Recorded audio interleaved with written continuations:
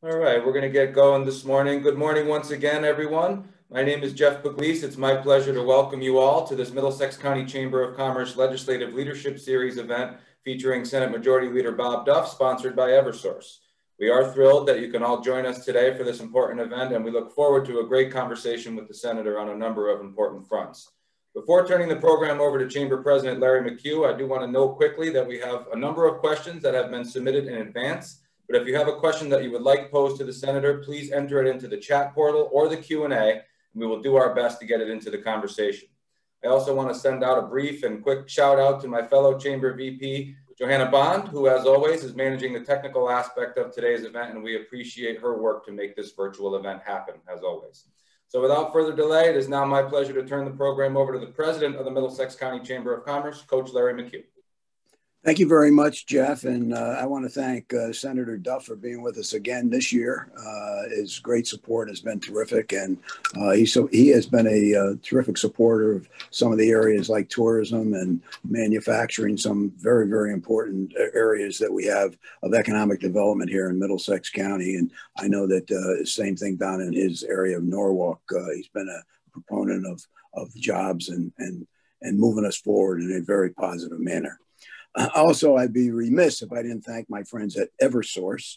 I know Dan's on, but Peg Moore, Peg is out there someplace. And I just want to thank Peg for everything that she's been doing for the Chamber for many, many years also.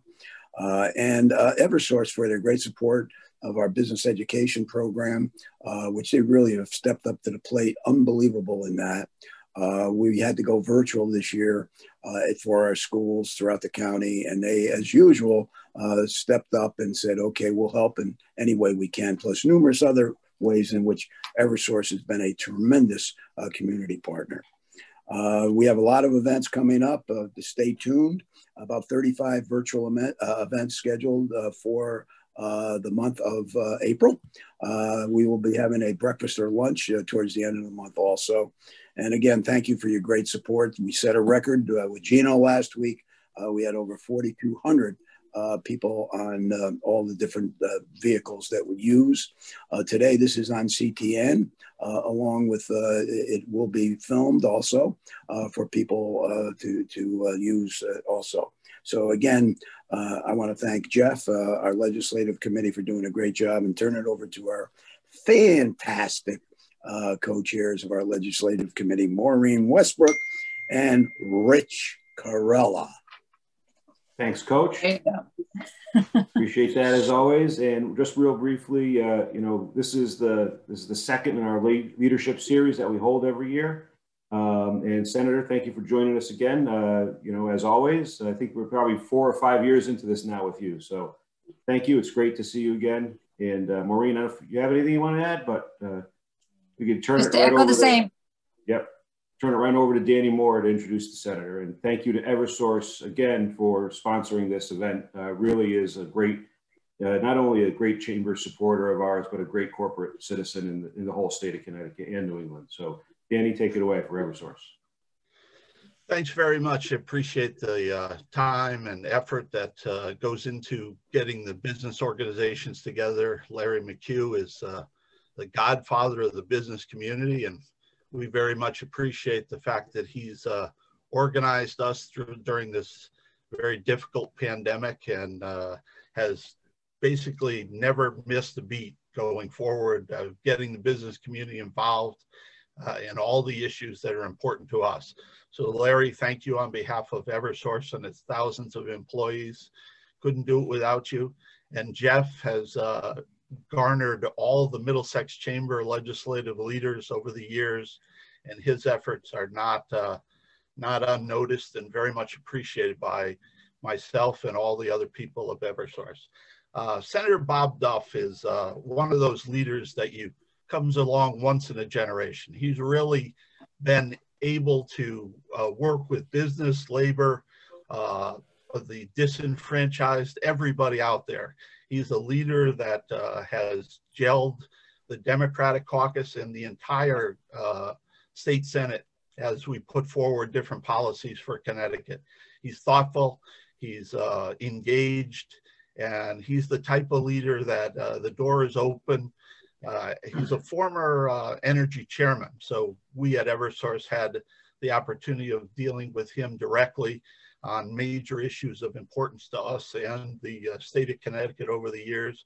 And he put forward a cleaner, more cost-effective, more reliable system with some of the policies that he put forward while he was chairman of the Energy Committee. And so, Senator, we thank you for that and your leadership overall.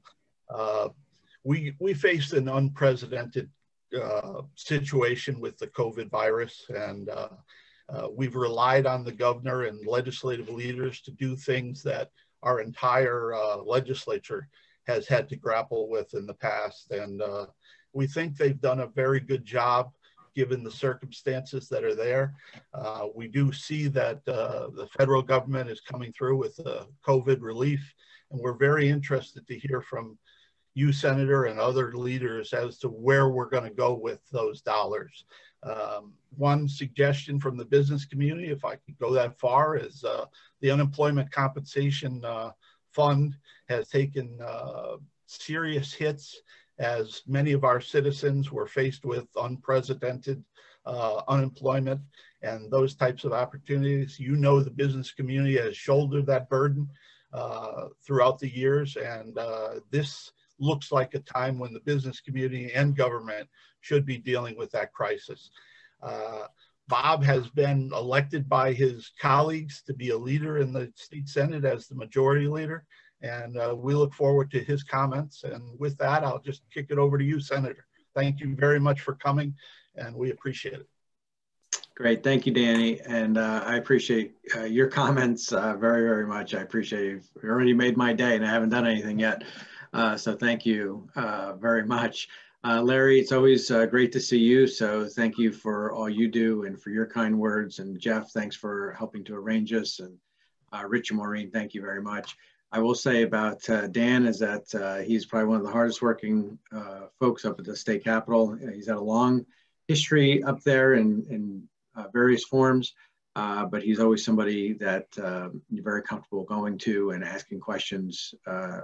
And he'll always get back to you with an answer. You may not always agree with the answer, but it's, you know, that it's as good as anything else, and his word is his bond. He will always do his best for anybody. If they have an issue in the district or a constituent issue or whatever it is, he'll always work very hard at it. So Danny, thanks for all you do, and thanks for your hard work. And I know Peg Morton is somewhere in the background too. So just a quick shout out to Peg as well for her work at Eversource also. So I guess, you know, I'll just talk briefly, and then I'm happy to answer questions if you want me to in the chat. You said you had some. I'm just wondering, I guess my first question is, do I have the same amount of people watching as Gino Oriema did, but somehow I think I don't. So maybe, yeah, just a little different, right, Rich? But it's okay. So this is the hard and fast crew here. This is the committee crew to our state government. But we'll just talk a little bit about kind of where I see things are, and then again, want to answer questions if I can from folks. So, you know, interestingly enough, with where our state is right now, it is so different even than it was 6 months ago, because, you know, when COVID hit, and I just, you know, you think about where we were this time last year. I mean, everybody had shut down. People were panicking. The stock market was going down. There weren't enough tests to be able to even test people for COVID. You know, just Congress is trying to race through a couple different bills, and our legislative session got canceled basically. So it was just kind of this free-for-all of, you know, and all of our kids were home for school. And so this is really this free-for-all of, we had no idea what was going on or how long this was even going to last and what was going to happen to our economy. And we were talking about the fact that, you know, even though we were projected to have surpluses in our biennium, our second year of our biennium, now we're thinking about massive deficits, potentially using the entire rainy day fund. And what would we do after that if the economy didn't come back? How would we actually address this? fast forward to yesterday, where we now are projecting a $200 million surplus for the biennium this year, and another $550 million deposit into this state's rainy day fund based on the volatility cap. So that's about an $800 million surplus. So it's gone from this kind of a 1.8 or 1.3 billion dollar deficit to now an $800 million surplus. And the reason why I think that's important to mention and to kind of set the stage as to where we are is because I think what we've done here in Connecticut is we've let science lead the way.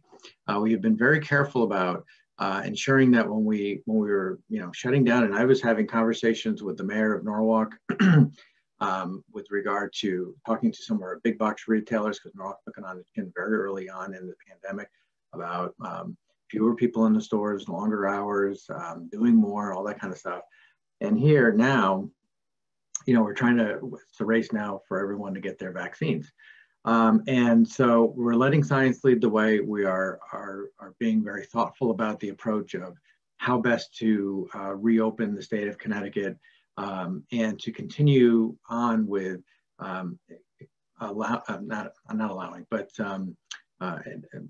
having more people get vaccine, more people who are eligible for vaccines. Where the governor said that they're expecting 200,000 more vaccines coming into the state next week. We still have our mask mandates and social distancing, getting more kids back in school. And frankly, I don't know how it is up there because I'm not driving back and forth to Hartford as much, which is one of the things I don't miss about the job is the back and forth to Hartford. But I will say down here, the traffic has really gotten bad again. The Merritt Parkway and I-95 have all of a sudden you drive on, and when I went in the session the other day, I was looking at southbound Parkway, and it almost looked like it did prior to the pandemic. Not quite, but almost. So there are a lot of people going back to work. So I think that just speaks volumes to kind of why we are seeing that swing in our deficits to surpluses, and how we need to continue to kind of move the state forward, and how we kind of recover from what we're doing. So I think we have a lot of work to do. What we've seen obviously in this pandemic is a lot of the cracks that had already been there were exposed even more so. So when it comes to making sure that kids have better access to online education, that kids have access to broadband, they have access to like iPads or other types of devices that they can have at home. We need to make sure that they have that. So because we know that in order to really grow this economy over the long term, we've got to have an educated workforce. That is our sweet spot. And I've said this probably a million times over the years at the Middlesex Chamber of Commerce, is that we don't have oil fields, we don't have gas wells, we don't have all those kinds of things. Our resource is in our human capital, and the fact that we have the most productive workforce, we have the most educated workforce, and we have to continue to produce graduates who are ready for college and ready for the workforce going forward. So I think that's kind of what we're going to do. So our first and foremost priority right now is going to be the biennial budget. Thankfully, there's money coming in from the American Rescue Plan that will supplement what we have already, and that will work to help enhance some of the things that we think are important, such as whether it's on education, whether it could be on broadband, whether it could be on transportation issues, whether it could be on any number of different healthcare related issues as well. We've got to make sure that we're taking care of those who are in nursing homes and those who are frail and elderly. So there's a lot of things over the years we've said. A lot of things on the like to do list that we understand are important, but because of the fact that we have been working very hard to pay down our pension debt, which is exactly what's happening right now, that we haven't been able to do some of those things. And so just to let folks know as well, and I'll repeat this because I repeated this in the past, is that now we've got 15% of our budget in the rainy day fund, $3 billion. We've made anything over that goes into paying down long-term pension debt. So we've made some payments to that already. If we have this $500 million that goes into the budget reserve fund, that will then go into paying down long-term debt as well, which I think is important. So those kinds of things will end up freeing up some funding afterwards. And then with the American Rescue Plan, we can then move forward on maybe some other kind of big initiatives as well that will help our state continue to be competitive. So, so those are kind of important. Obviously, other issues like healthcare, mental health are important. You know, sports betting, where we end up with legalization of recreational cannabis is obviously a hot topic as well. I always, you know, for me anyway, net neutrality and data privacy are extremely important issues. But there's a lot of, you know, environmental issues. I will say that, you know, yesterday the House passed, I thought it was an important bill for ensuring that restaurants are able to still be able to kind of continue on for the next year under the kind of this COVID related executive orders that the governor had with regard to parking and operating and assuring that they still have the ability to function during these difficult times. So I think everybody's kind of working hard and keep, you know, putting their heads together on a number of different issues for sure. But you know, I'll stop right there and take some questions because, you know, I don't want to hog up all the time and then not have time for questions because I think it's important to hear what's on everybody's minds as well. So if, you know, anybody wants me to go in a different direction on something else, I'll be happy to expand or talk about whatever they'd like me to talk about. Thank you. Thank you so much. And I think your discussion there pivots right into one of our core questions, was specific to kind of the rescue bill funds and thinking about, you know, how we can use those for not just the immediate, you know, filling holes or education budget, but how do we use it for workforce development and, you know, improving efficiency in the state government and, you know, computer systems and things like that. So have you had conversations about that, or where do you see that, you know, as we can pivot that for not the immediate solution, but more the long-term benefits to the state and how we can be successful in developing the talent pool and things that support businesses going forward? So. Yeah, and I think that's going to be very, very important, Maureen, to have those conversations and to ensure that we are looking kind of long term. I think the good part, but also the challenging part, is that we have 3 years to spend some of those dollars. So you have to make kind of strategic decisions on how we spend those dollars, and then how you can either supplement them or have a program that's finite in a way that gives you the desired outcome that you need to do.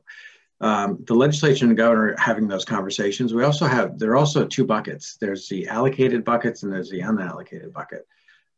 So in the past, prior to the American Rescue Plan, the CARES Act and the other one, the other bill, CARES Act 2, that Congress did, a lot of the money was specifically allocated. So there wasn't a lot of money that, say, a legislature could debate with the governor on where we would want to put some of the funding. You know, after listening to constituents, listening to places like Middlesex Chamber of Commerce or others, it was very specific, very targeted on what to do. So, but this has much, I think, a lot more unallocated dollars.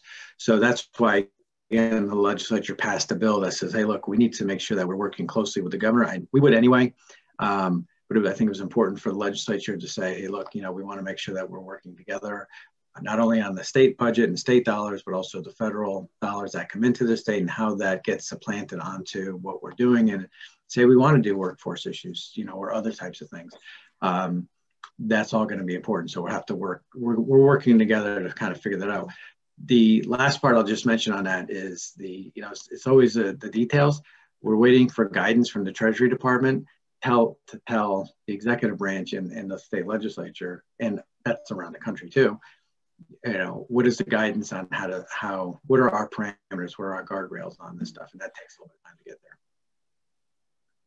Great, thank you. Let me just follow up on that, Senator. A couple things. You know, what role do you see and how can our chamber play a constructive role with the legislature in kind of prioritizing some of those unallocated funds? I mean, we certainly are the feet on the street when it comes to, you know, dealing with businesses and nonprofits in Middlesex County and throughout the state, but primarily in, you know, the central Connecticut Valley. we have a whole host of ideas as to how we think those funds can be best allocated to do workforce development or assistance to restaurants or bulking up tourism. So, what's the best way of communicating that to you and to the legislature, and what's the timing of that? What do you see the process being? That'd be helpful for us to know. Yeah, I think that's a great question. And I would say that, there's probably two different routes I would go on this. One is obviously talking to your own delegations, obviously in the Middlesex area. And you have great representation there.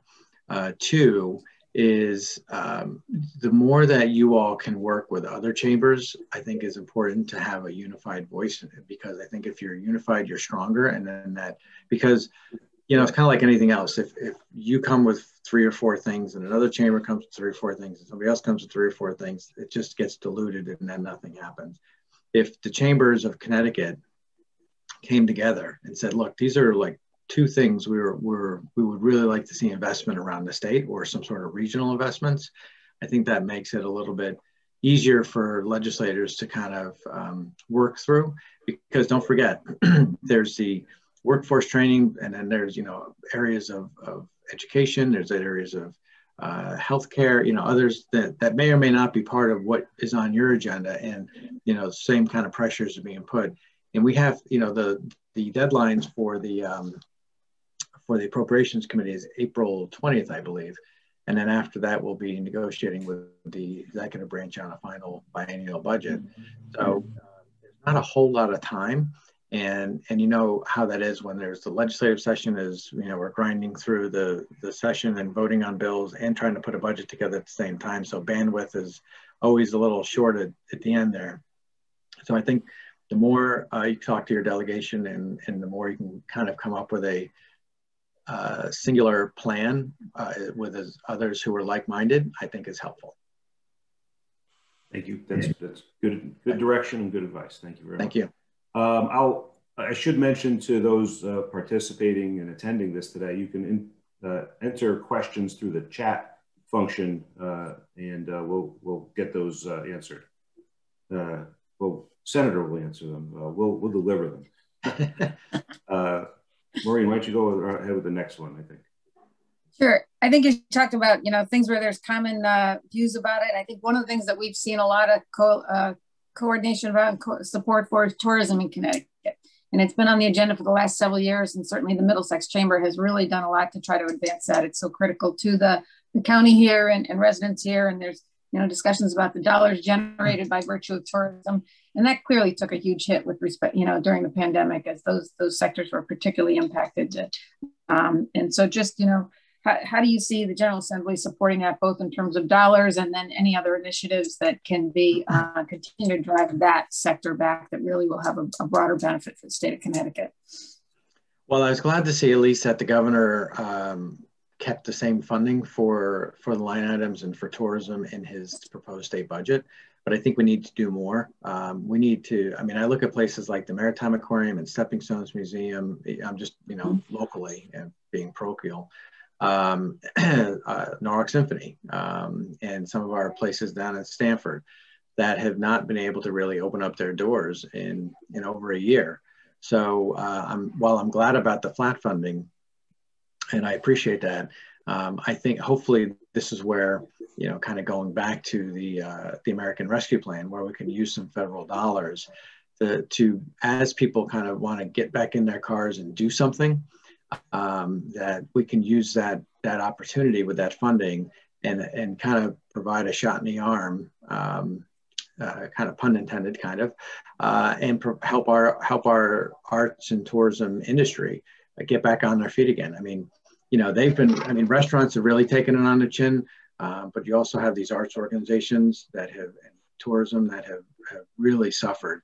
Again, you think about a place like the Maritime Aquarium. I remember calling the CEO of the Maritime Aquarium, who literally just started. And I said, Jason, unfortunately, I have to tell you, I'm going to be your soothsayer and you're going to close at some point very soon. So you better take a proactive step of closing before you're probably forced to close. And he did. They did. And they opened up when it was safe to open up. And even though the governor has allowed them to be at 100% capacity, I believe it is, they're only going to stay at 50% capacity for safety.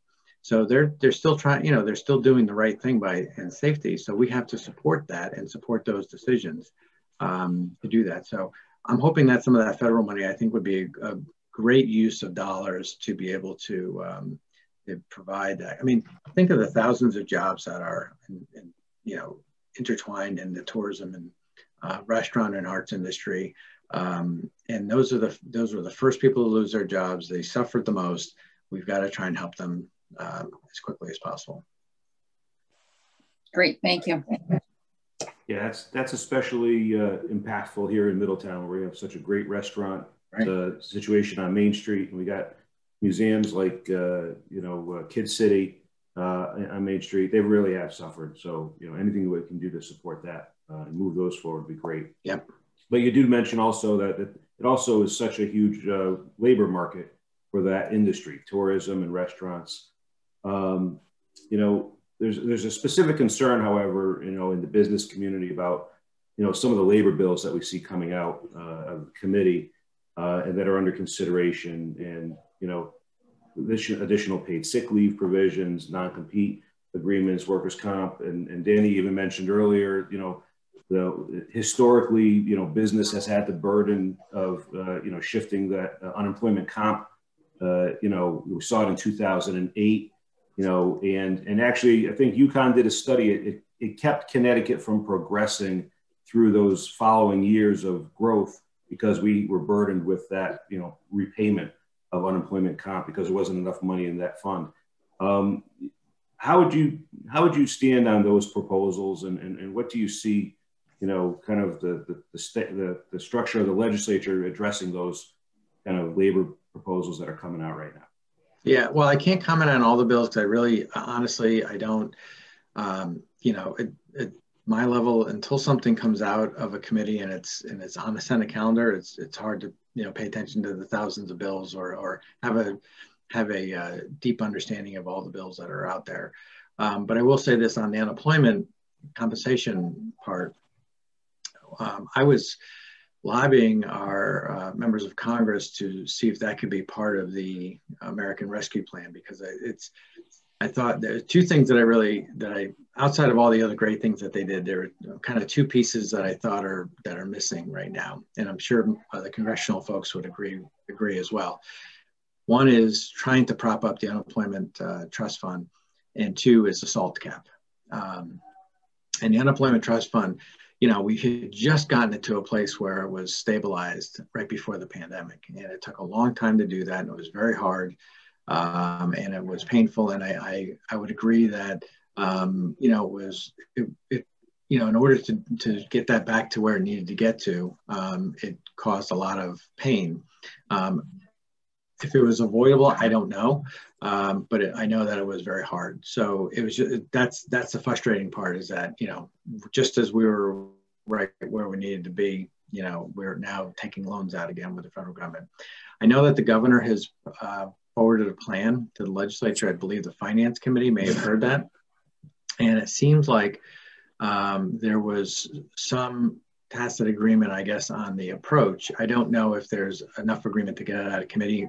I don't know one way or the other, honestly. So don't parse what I'm saying into support or not support. But at least I'm pleased that the governor has at least put forward a plan on this, because this is complicated, and we want to make sure that we're not putting again at the burden of our small businesses who are literally just getting back on their feet again.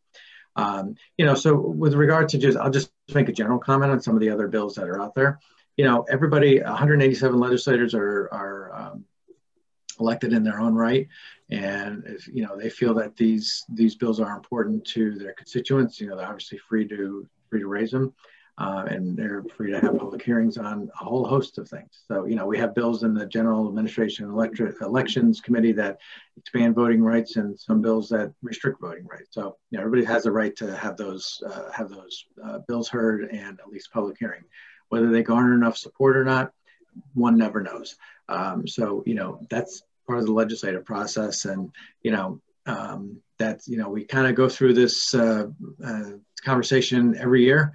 on things. And, you know, but I think that there's also with the pandemic, there's also a sense that some people have been left behind. And as we've been talking about, and you know, businesses have had a hard time and workers have had a very difficult time. And there's a lot of equity conversations going on right now, and how best to approach those types of issues are important. And I think when those conversations are had, it is important that a number of issues get raised, and at least for discussion purposes, and see what moves forward on it. Great, thank you.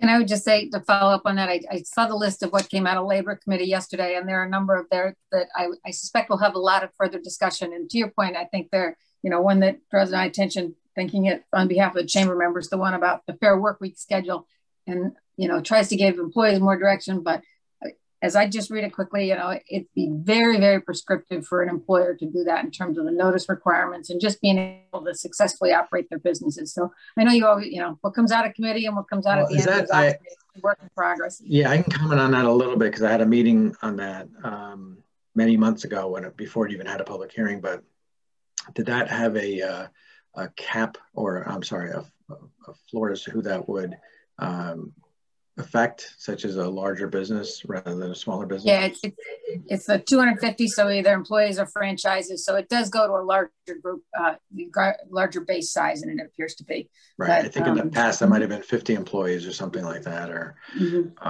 yeah. So yeah, okay. That I wasn't sure if that was still in there, not only because I had that meeting back in January, I think. So. Right. Yeah. And I'm sure it will continue to evolve, but I suspect there'll be a lot of people that, you know, as they operate their businesses, those are the kinds of things that, you know, become very. Yeah. And let's look at it on both sides, because, you know, like I said, I've had meetings on this. And so, you know, certainly understand the employer's point of view on a scheduling and, you know, what that, you know, if that's a burden and what that burden might look like. But also what ends up happening is you have some employers, not all employers, and probably only a minority of employers, who abuse the schedules and then abuse their employees.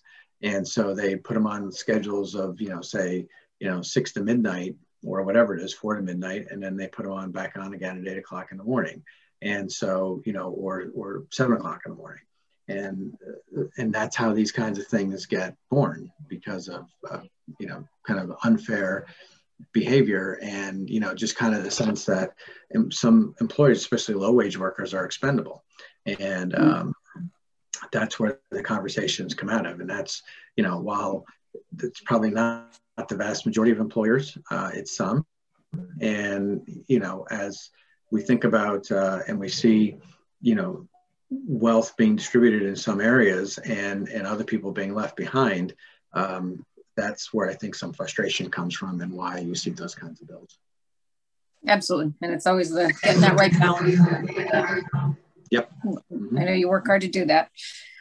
Just, I think another one to kind of shift gears a little bit. Certainly the last few sessions, it's been all about transportation and how do you fund transportation. And obviously the priorities of other things have percolated up very quickly this year. And just your thoughts on, you know, critical infrastructure support for transportation in Connecticut, and how we might accomplish that. Or are we going to look to the federal government to kind of bridge that need there? No pun intended. But any thoughts on that? Well, I mean, you know, transportation, I always view transportation as one of the, and I've said this in person a million times, is over at the chamber when I've been there, is that transportation is one of the 3 legs of the stool of kind of a growing state. You know, you have, I think, affordable housing is a piece of it. Education is a second leg of the stool, and transportation is the 3rd leg of the stool. Not that there's not a whole other important issues, but transportation is, you know, one of the, you know, major issues. Which is why, you know, in Norwalk, it's been controversial to redo the Walk Bridge here, because it is, it's in the worst place. I mean, it literally goes right through the Maritime Aquarium. It goes next to apartments. It goes next to Class A office building, and it'll be an engineering marvel when this whole thing is done. But you know, when the Walk Bridge is down, and it gets stuck in the open position, it's $100 million a day to the Northeast economy that is lost when that thing is shut down.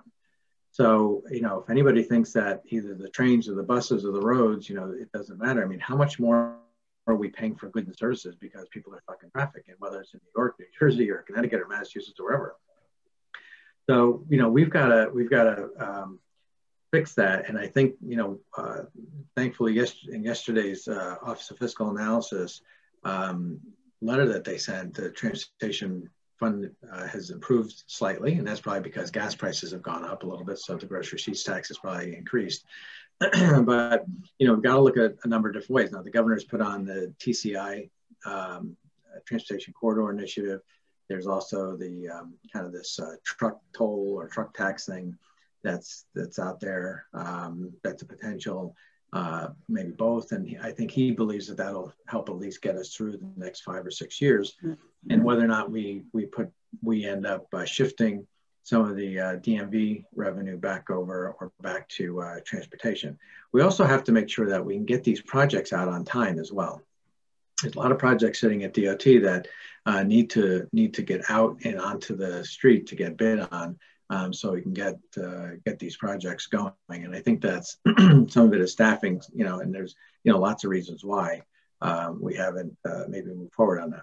I do hope that the federal government, I feel like more confident than ever that they will get a big infrastructure bill through that we need in our country. I mean, and I'm sure I said this again in the past, I've been to other countries around the world, as I'm sure many of you have. And I mean, you come back to the United States and we're like a century behind in our transportation compared to other places, especially China. So we're not going to grow this country if we don't get our transportation system under control and in a place that is visionary. And transportation is not just highways, obviously, and trains. It is buses getting people back and forth to work. That's extremely important. Walkable cities, extremely important. Bikeable cities, extremely important. As we try to deal with climate change and other means, we've got to kind of deal with those issues. And we've got a lot of people moving in here from New York, and we want to keep them here, and we want to grow those jobs. And one of the ways we could do that is by having communities that are livable and walkable and neighborhoody and those kinds of things. So as much as we lots of times want to just talk about the big picture of transportation, we've also got to drill down to the local level as well and know how much that the local stuff and getting people one way, from point A to point B is extremely important on a lot of different levels. Yeah, and it's not just transportation, like you said, for people going back and forth to work. It's the whole supply chain and manufacturing and how goods and services get through the state. And right. One of the best things the Vermont administration did, we thought, was to declare early on that manufacturing was an essential business and keep that going in Connecticut. What's your sense of kind of the current health of the manufacturing sector? How do you see the legislature supporting manufacturing in general in the coming session, or this session? Yeah, I appreciate that. I think the governor made some good decisions on that, and I credit also David Lehman for his work on that, as well as and others who helped kind of get around the table and figure out what was safest and best way to keep the economy moving. I think manufacturing has done really well. I think there's always room for improvement. We hang our hat a lot on Pratt & Whitney and Sikorsky and Electric Boat, and obviously, they're great manufacturers, and you need a high level of education to be able to do that. And I think in Connecticut anyway, we're doing that and having great success with UConn and some of other schools here in Connecticut that churn out graduates that are ready to go into those fields, and we're recruiting people from out of state as well. And Rich, your point about the manufacturing supply chain, I mean, I've got lots of manufacturers here in Norwalk, more than I would ever thought I would. But the more and more you go knocking on doors, the more you see the manufacturing that's happening in your communities. And so they're seem to be doing well, and in the, doing great jobs in the supply chain. I always remember when Sikorsky decided to stay in Connecticut, they said one of the two reasons they stayed is, one is our workforce is second to none, and two is our manufacturing supply chain is really tops in the nation. But that doesn't mean we're free of issues or free of problems. So we've got to continue to have that workforce that is ready to go into manufacturing. And sometimes I think it's a change of mindset as to what manufacturing is and what it looks like. And because there are obviously different levels of it, but here in Connecticut, it's not going to be the widgets necessarily. Maybe there's some of that, but it's going to be the high-tech manufacturing that we need to have trainable and trained employees with. And it's also, and it's the large and the small and companies. It's not just kind of the big three that I mentioned earlier. There's really a lot of opportunities here, and I think it's an area of growth if we can continue to really put a spotlight on it the best that we can. But I'm certainly open to hearing what you all think as to some steps and strategies we can take on that. But I know the governor's done a good job by putting in some folks who are focused specifically on manufacturing. Yeah, we'll continue to provide you as much information as we can get with regards to CBIA and the manufacturing sector, both in terms of workforce development and just in general business policies. But we have a lot of concerns about supply chain being tightened up. You see it coming from overseas, tightening from China. You got a thing stuck in the Suez Canal. You got a lot of headwinds in terms of the supply chain, and it's a lot easier to make it here in America, make it here in the state, and provide those supply chain issues locally. And we would love to see the legislature support some really innovative ideas when it comes to that kind of change in mentality, right? Right. And I think with these America recovery funds, maybe there's an opportunity to do some of that. So we'll certainly get back to you. Well, I think that's a great point, and that may be one of the asks on the list we were talking about earlier, because as we were going through this pandemic, think about say the fall of last year when they were doing the trials for the vaccine, they were talking about where do you actually make the bottles for the medication or the needles, or we don't manufacture. We think the great thing about the United States is we tend to think about all the things, but we don't make the things. And that second part is not the great part. The first part is the great part. We tend to think of them. Second part is that we need to go back to making the things. And exactly. And so when there's this this pandemic, and about how are we going to get these bottles over, the needles, the drugs that were needed, everybody's like, we don't know what to do. And you can't set that up by snapping your finger. So that creates that opportunity to say, look, let's bring this back to the United States, and instead of going out to lowest bidder in China or wherever, let's bring this back here, because we need that. We also need to make sure we are securing our nation and having the ability to have our own destiny here and protect our country. It's a national security issue on a lot of these things, and so I think that for us to have this in manufacturing is smart. It's a smart way to go. We've seen when we don't have it and how it doesn't work. So let's bring it back and learn those lessons. Thank you. Great, thank you. I think another area, we think a lot about in the Middlesex Chamber here is the nonprofits and the hospitals and what they contribute to the communities that we serve here. They provide critical services to Connecticut residents in our communities. Many of the nonprofits have been flat funded for the past several years, and it's becoming increasingly difficult for them to maintain their level of service. When in many cases, I think they're probably a cost-efficient alternative to the state providing those services and things like that. So do you have any thoughts on how the state's going to approach that in the coming years? And particularly, I understand there may be some opportunities in the federal funds to further support those entities as well. So any thoughts on that? Great question. And I certainly, I understand their concern, and they're absolutely right. we're absolutely right about the fact that we haven't done our job to help fund them over the years. And, you know, the reason I think is because we had an economy that wasn't growing as fast as we would like it to. And two, we were really busy paying down debt that had accumulated over 70 years. So kind of fixing bad decisions that for decades had been ignored.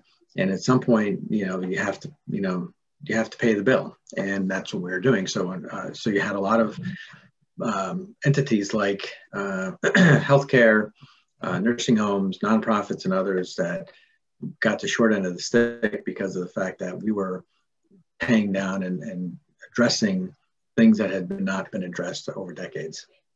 So I've met with our nonprofit providers. I certainly know the hard work that they do.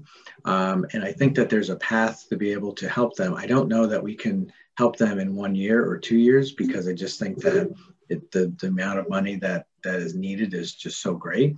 But I think if we can get them on a path, almost like what we've done with the educational cost sharing formula, which is a 10-year phase-in, and you can kind of phase in some dollars over time, I think that would be helpful. I think if they knew that there was a plan or a promise to help them over time, that would be something that that would help them at least be able to plan, and they would take some of the anxiety away that they face every day, because they have done some really extraordinary things through this pandemic, and they've done it largely on their own, and they've taken care of their employees in many ways, and it's time for us to step up to the plate too.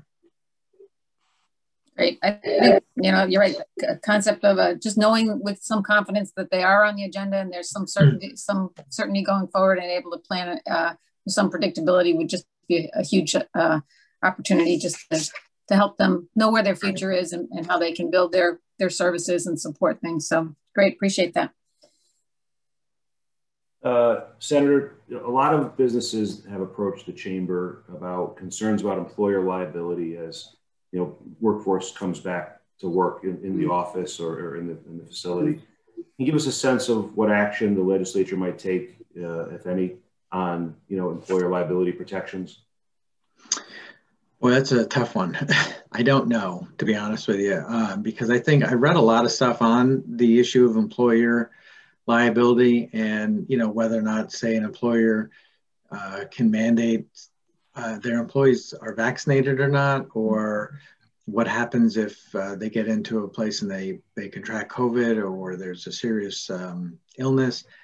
I don't know that that's been settled, and I'm not certain exactly what the legislature can do on that. I mean, if there's a bill on it, that's fine, but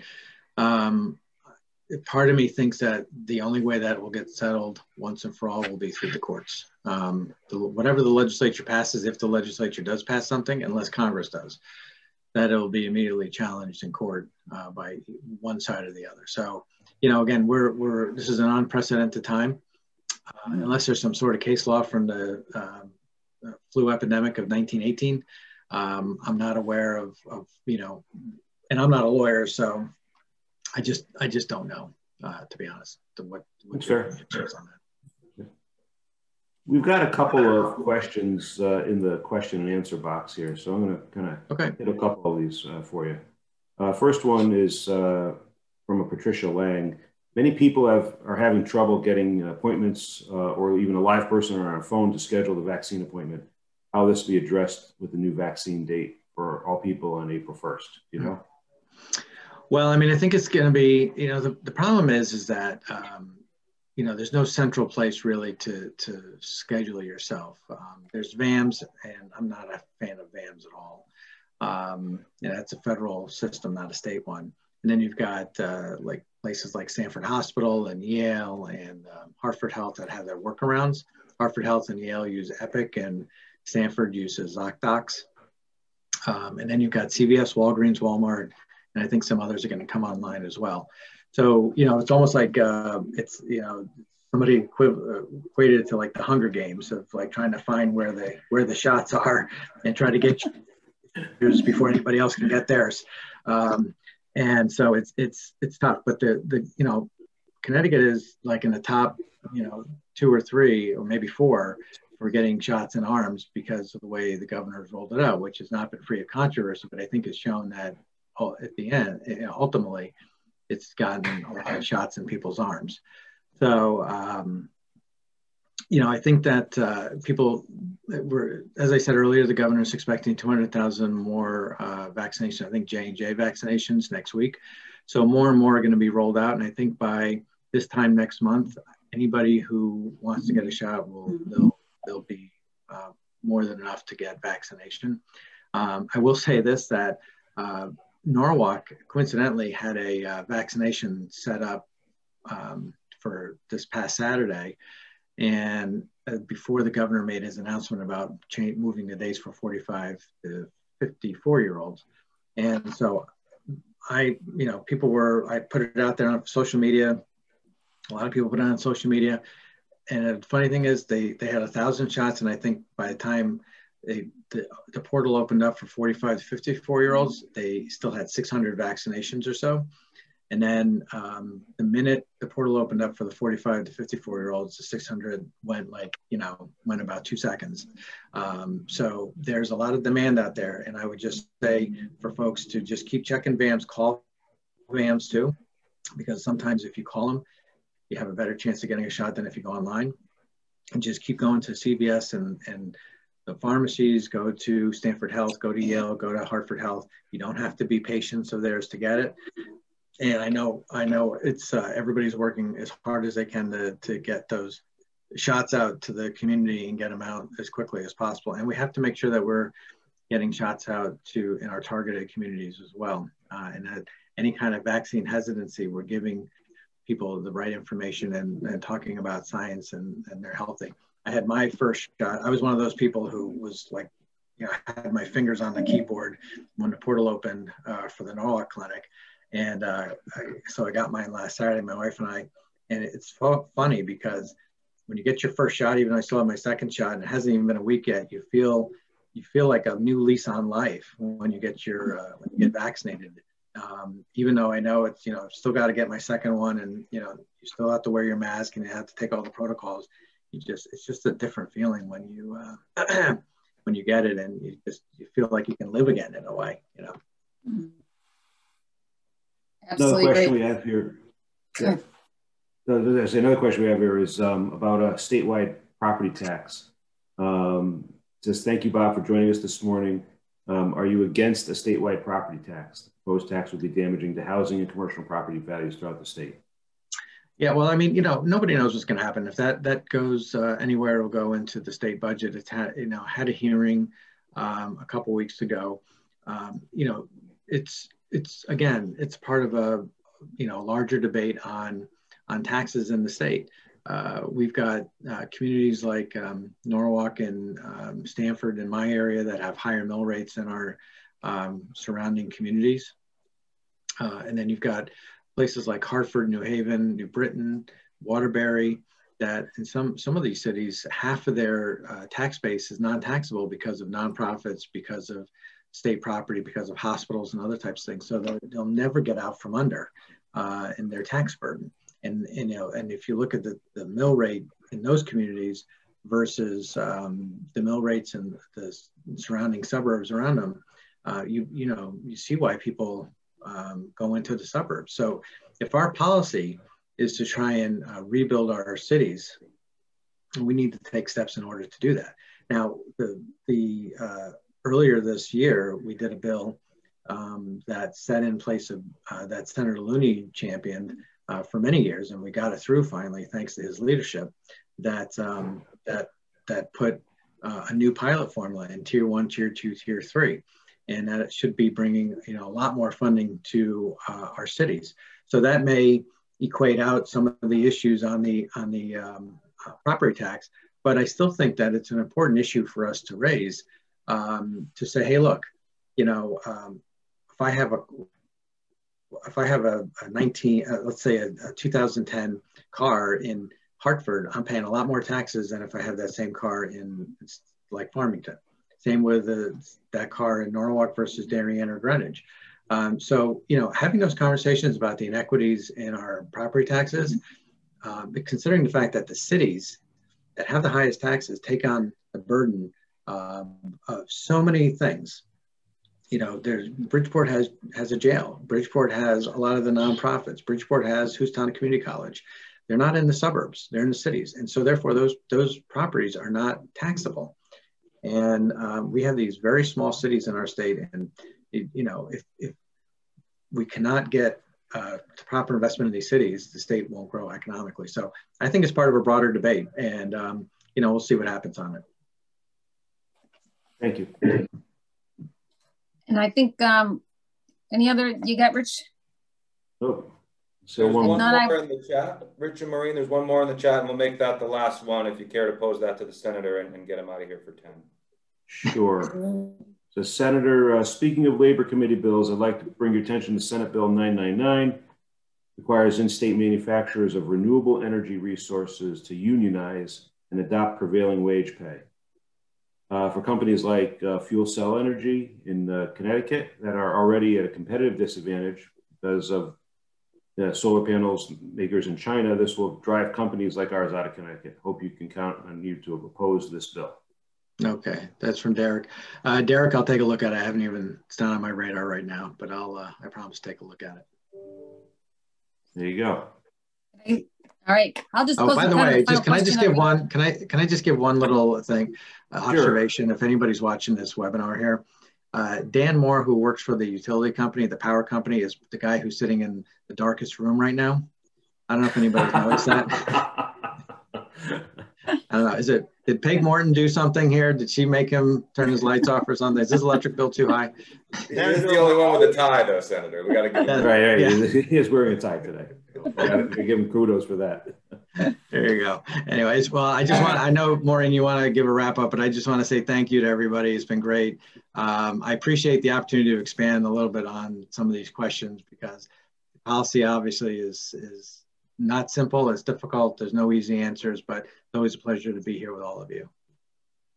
I was just going to thank you for your time and all you do, both with the chamber and just across the state of Connecticut. And, you know, I know this year has been particularly challenging for both legislators and constituents to make those connections on important issues because of the virtual world and all that. And everybody's adjusting, but having folks like you come and speak directly to us really does make a difference and lets us get our thoughts to you and continue that dialogue. So thank you so much. Great. Thank you all. Turn it back to Coach, I think. Yeah, back to Coach. We'll wrap up. Okay, Senator, outstanding job today as usual. I'm very proud of the job you're doing, and a couple areas you mentioned that, and I know Rich has been mentioning this a lot with the pilot program that Tom Serra is no longer with us, but he was on our legislative committee for many, many years. And I'm glad that you adjusted that, because that's one area where towns like Middletown and New Haven and and Norwalk that have a lot of, nonprofits, hospitals and everything located can really help out in state facilities. Also, one other thing is shuttered venues. I know you mentioned stepping stones. We have Kid City, which Rich brought up earlier. Both of them are not included in the shuttered venues support federally. So I know that we'll probably be touching base with you down the line on that, of ways in which we can support those types of children's museums that were left out of the whole equation that are real economic generators. A huge thanks to Rich and Maureen for doing their continued outstanding job leading our legislative committee for the full year. Jeff has done a great job. And I would be remiss if I didn't thank Eversource again. Every so often there's a week where they get battered pretty good, okay, because of problems with storms. But the rest of the year, Eversource is there for everybody, and they have been unbelievable with us. Peg Morton has been a special friend since I was on the Connecticut State University system back in 1980s. And Dan Moore, a great friend also when he worked with the Hartford Chamber with Tim Moynihan. And they're there all the time. And I just want to thank them for their wonderful support. And although Dan's in the dark, just remember, the sun always shines in Middlesex County. Have a great day, everybody. Thanks, everyone. Bye.